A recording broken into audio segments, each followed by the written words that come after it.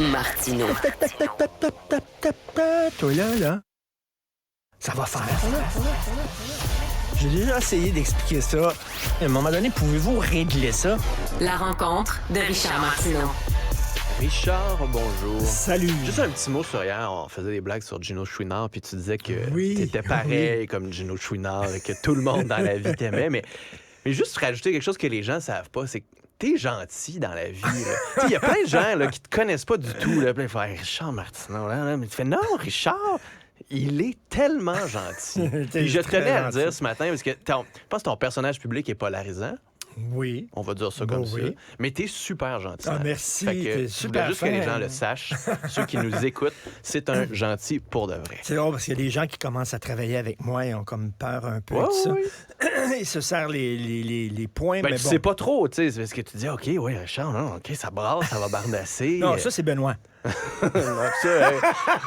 Moi, je vous laisse. OK, non.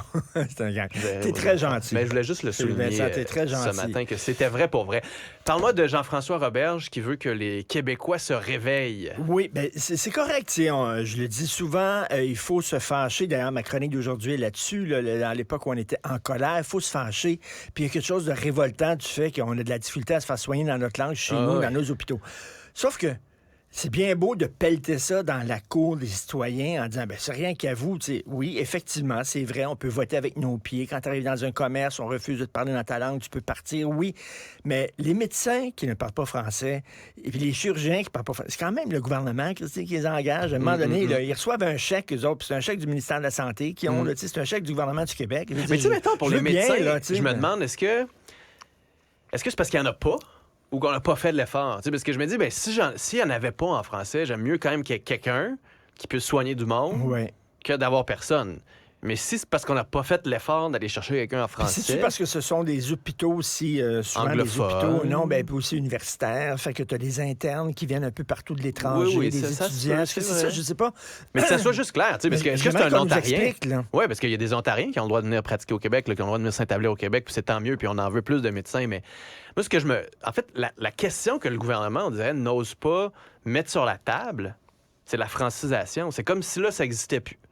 Là, la francisation qui devait marcher, on n'a pas investi. Ça marche tellement pas que maintenant, on va prendre des immigrants 100% francophones parce qu'on peut pas franciser les immigrants. Bon. Mais on a tellement pas mis d'efforts dans la francisation. C'est un constat d'échec. Ben oui. Pour nos efforts sur la francisation. Ben oui. Et pour les lois en place, comme le 96, qui sont censées protéger le français. Et c'est pas vrai que ce n'est qu'une responsabilité des citoyens, c'est aussi une responsabilité du gouvernement. Et puis en même temps, on va prendre des immigrants 100% francophones, mais il faut aussi que ce soit des gens qui s'intègrent bien, qui ont nos valeurs, etc. Non, mais ça veut dire qu'il n'y aura plus d'Américains? Il y aura plus d'Asiatiques? Ben, c'est un peu niaiseux parce qu'il y en a qui ont été francisés, qui sont arrivés puis qui ont parlé. Français, regarde, les Asiatiques, par exemple, les Vietnamiens, les boat people. Oui, bien, il y en avait déjà qui parlaient français là-bas. Oui, mais quand même, le reste, il y en a qui ne parlaient pas français puis qui ont réussi en peu de temps à parler français et à s'intégrer. C'est comme si tu disais non. C'est impossible. Ces gens-là qui ne parlent pas français en rentrant ne s'intégreront jamais, ne parleront jamais le français. Donc, c'est un constat d'échec total. C'est très bizarre, la sortie. Fait qu'on va faire de la francisation aux États-Unis pour que les Américains qui veulent venir au Québec soient prêts à parler français, ou il faut qu'ils parlent français? Parce qu'il y a ça aussi, là, c'est que je pense qu'on est un peu mêlés dans les chiffres d'immigration. Parce qu'il y a les temporaires, les travailleurs étrangers temporaires. Il y a ceux qui sont là en attendant de pouvoir un jour devenir résidents qui ont un visa. Est-ce qu'il faut qu'ils parlent français quand ils arrivent ici? Est-ce qu'il faut qu'ils parlent français après 2 ans ici? Si c'est pas des citoyens, c'est pas des résidents. C'est le beau bordel. Puis on dirait qu'on aime ça garder le flou. Surtout quand la soupe est trouble, tu vois pas trop c'est quoi les vrais problèmes. Tu sais, il y a beaucoup d'immigrants qui viennent de Chili, par exemple, ou d'Amérique du Sud. L'Amérique du Sud qui parle espagnol. Joseph Facal vient d'Amérique du Sud. Ils sont arrivés ici, puis tu sais, l'espagnol ressemble un peu au français, donc ils ont appris très facilement le français. Là, on leur dirait non, parce que tu parles pas français, non. C'est ça. Mais il y a une pénurie de main-d'œuvre, on a des besoins partout, on a besoin d'infirmières, préposés aux bénéficiaires, professeurs à travers de la construction. Mais tu vois à quel point c'est super complexe l'immigration au Québec parce que la langue vient tout compliquer. Puis il faut protéger le français. Je pense qu'il n'y a personne qui est contre ça, en fait, au contraire. Richard, Gino était en entrevue avec Sophie hier.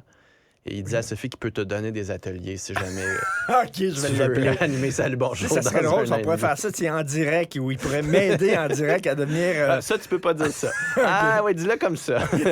Richard, bonne émission. Salut, merci à toute l'équipe, Jean-François, Cybèle et Florence qui étaient derrière la console. Merci à vous. À demain. Cette émission est maintenant disponible en podcast. Rendez-vous dans la section radio de l'application Cube ou du site cube.ca.